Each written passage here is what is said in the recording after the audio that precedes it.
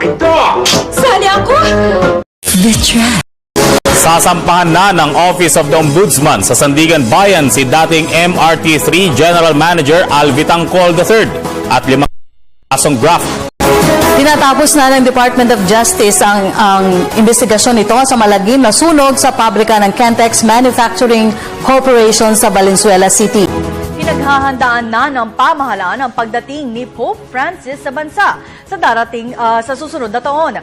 At good news naman para sa mga broadcasters. Nilagdaan na ng Pag-ibig Fund at KBP ang isang Memorandum of Agreement na kung sa'y naglalayong bigyan. Almighty God, our Father, bless this wonderful nation. Protect us from physical and spiritual war, from fear and confusion, from separation and division. Be present to our leaders. Give them wisdom and courage, affection and compassion, as they ponder decisions affecting peace of its people.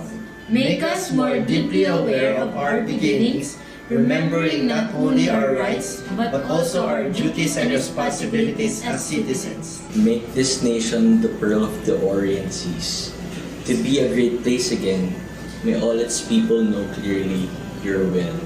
That they may fulfill the call for us in the salvation of this land and the restoring of all things. In the name of Jesus Christ our Lord and Savior.